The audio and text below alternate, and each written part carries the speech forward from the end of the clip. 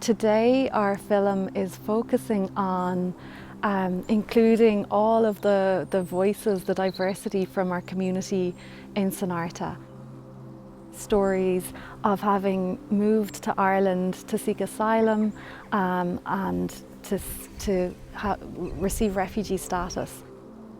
Sonairte means positive strength. A really important aspect of our vision is intercultural exchange. Biological diversity. For ecosystems to thrive and to flourish, we need really rich diversity in terms of the biology and the life in the ecosystem. When we expand that to include the human species, we have such a richness in the diversities of cultures. Stories from all over the world also allows us as a species to thrive, and it's through these really wonderful collaborations with Sanctuary in Nature and Heritage, who we'll hear a bit from later, and also from the EU Voice programme, which also works with asylum seekers in Ireland.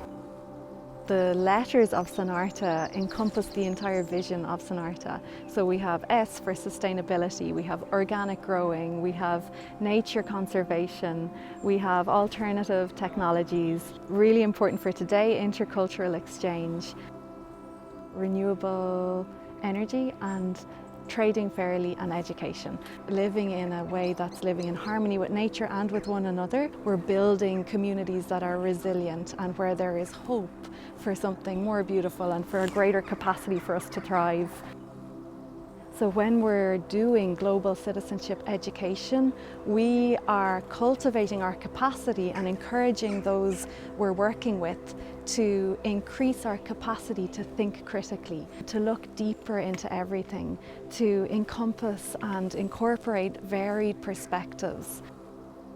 Then the second pillar is problem solving, and this is like if we imagine a tree standing strong with its roots going deep into the soil. For a tree to be healthy, we need to have strong roots that are nourished by healthy soil. If we're looking at a problem, we need to look to the roots to be able to solve the problem, the root causes of any problem. And then once we have addressed the root issues, we have our healthy tree. And then the third pillar is systems thinking. So really this is back to our image of the web of life that we started with today through our activities. This idea that everything is connected. We cannot look at a thriving society and only look at health. We must look at health in the context of our transport system, in the context of the ways that we use energy, the ways that we're educating. We're looking at justice issues.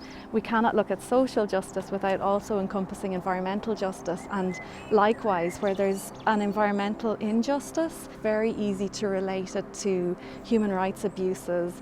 So that idea of systems thinking how things are interconnected. Then the fourth pillar is active citizenship. Look at problems at the root level, look at all the contributing factors that cause that problem. And when we're looking at things like a system rather than in isolated parts, then we have a greater capacity to act from a more inspired place. When we think about intercultural exchange, building communities and thriving communities where many voices are represented, I always come back to stories, and we as a species, humans, love to tell stories. We love to hear stories. It's how we learn about the world around us. To hear stories from people from all over the world is a really inspiring way to learn. As part of this project, Youth for Change, the stories of people from around the world that we want to have represented.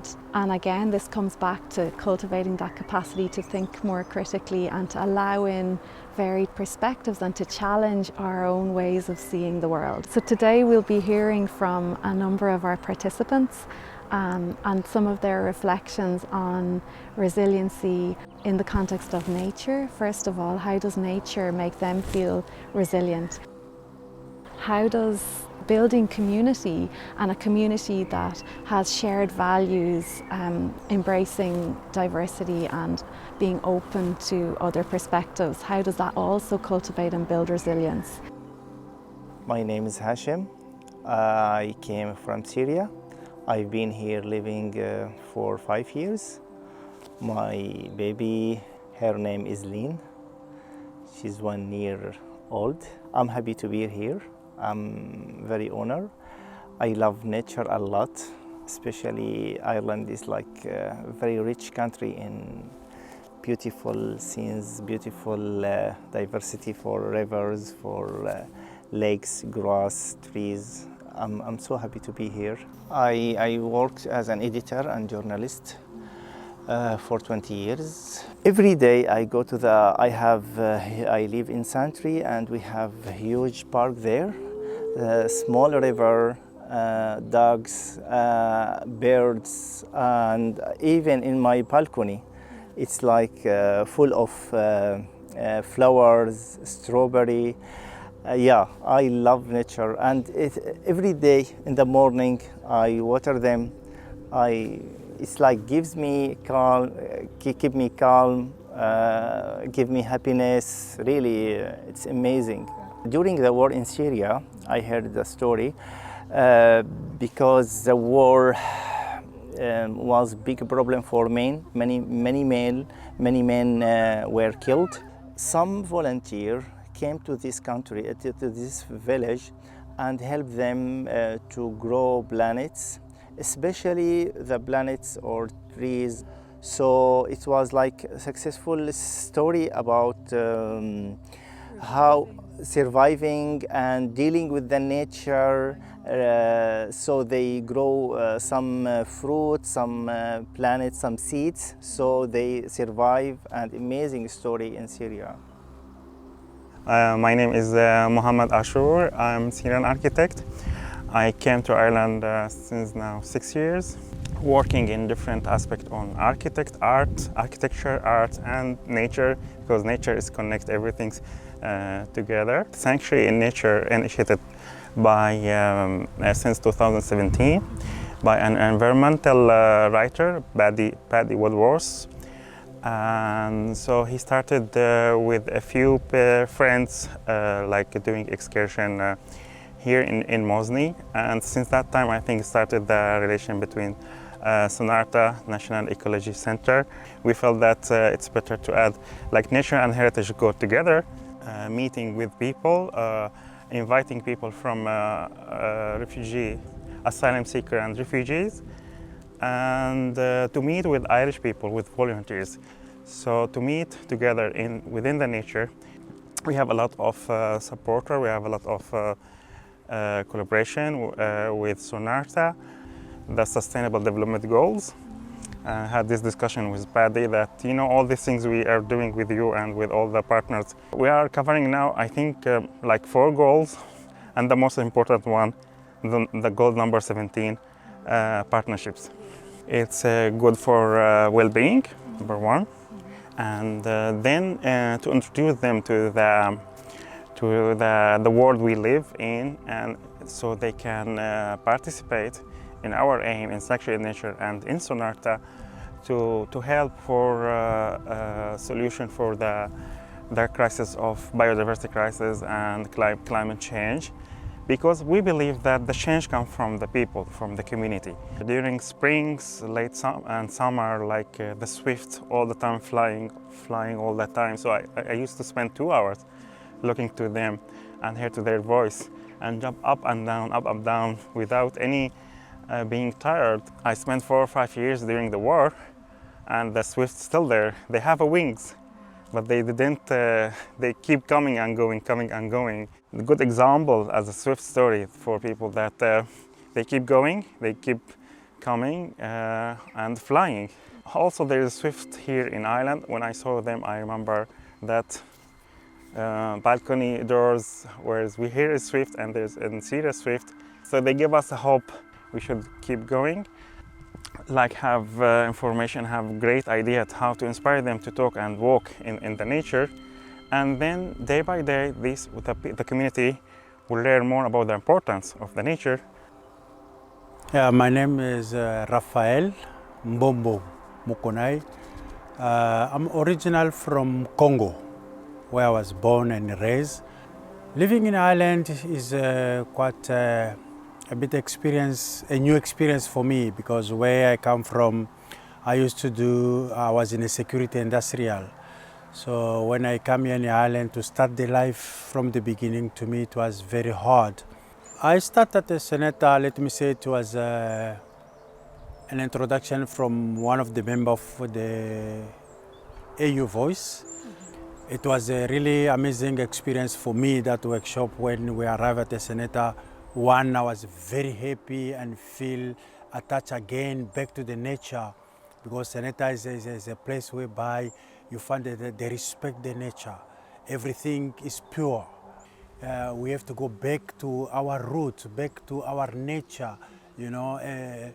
With that workshop, built me a lot that day, so it inspired me a lot. That's why when I come back, like now I come back and then I can have a natural honey, you know, which is very nice. For me, we have to go back to the nature, really. My name is Ink Podlar, and I'm from Mongolia, and I have 3 children, and my husband is from Mongolia, and we're living in Ireland about 6 years and a half. Yeah, nature, our family loves the nature walk. Even we have a family day, we always going through the beach, and it's especially for children, it's really good for they just know the nature, how we protect our nature.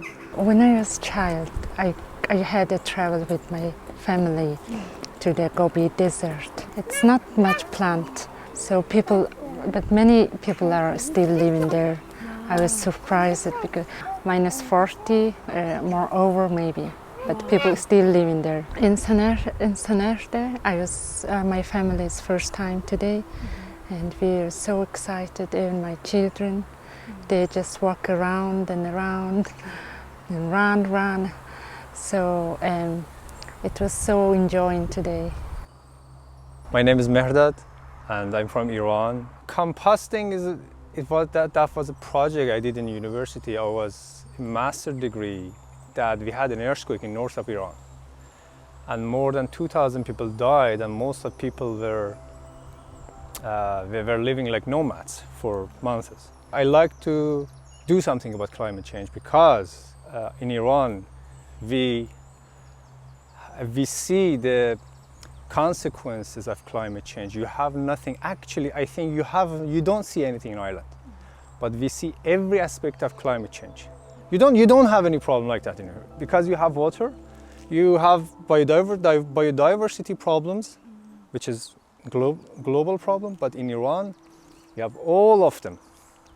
You know, sandstorm, biodiversity, and even holes. I told you, no water.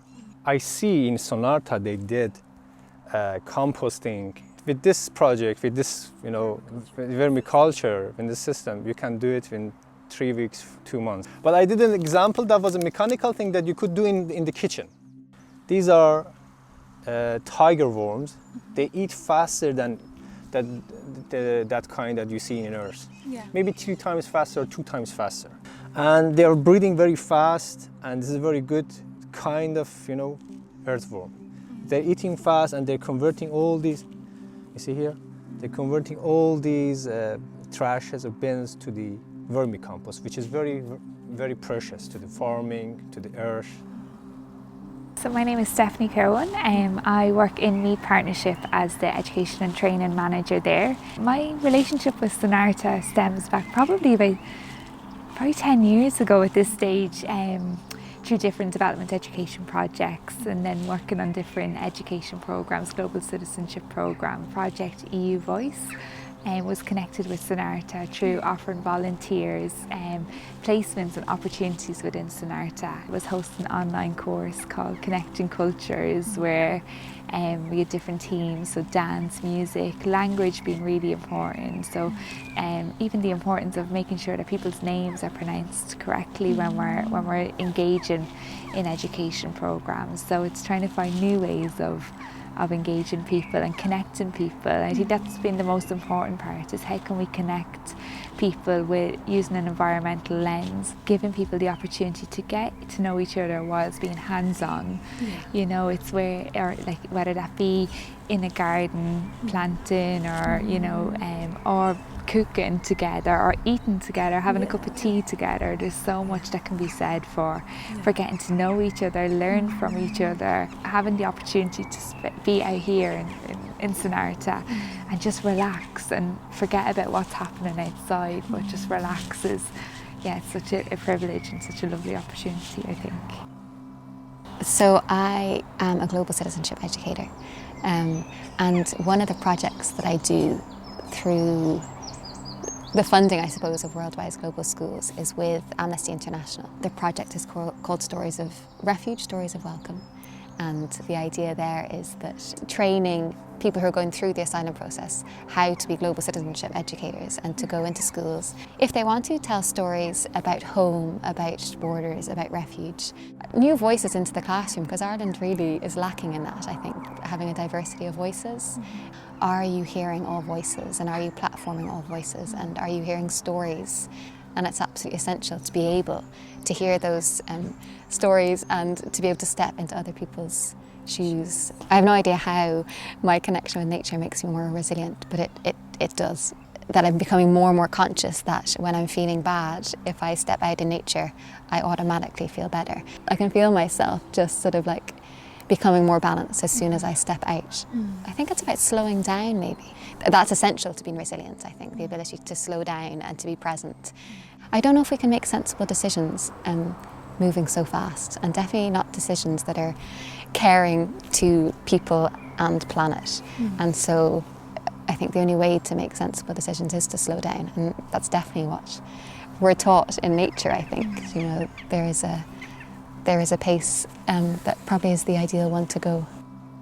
It's really lovely to come to this point in the day where we've really enjoyed a lovely time together with residents from Mosney, from Alverno House, contributors from the EU Voice programme and from Sanctuary in Nature and Heritage. It's just so lovely to have stories with people from all over the world today, and to have listened to their reflections on nature, their own connections with nature, how connecting with nature in Ireland and the landscape, their new landscape that they're living in, has given them that strength and that sense of a greater sense of being part of the community of Ireland. We're really excited to build on this for our next year Youth for Change programme in schools.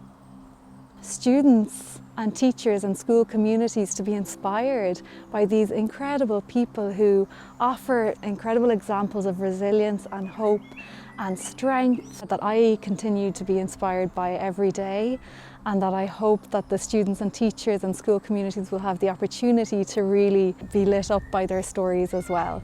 So thank you so much for watching. We'll see you next September.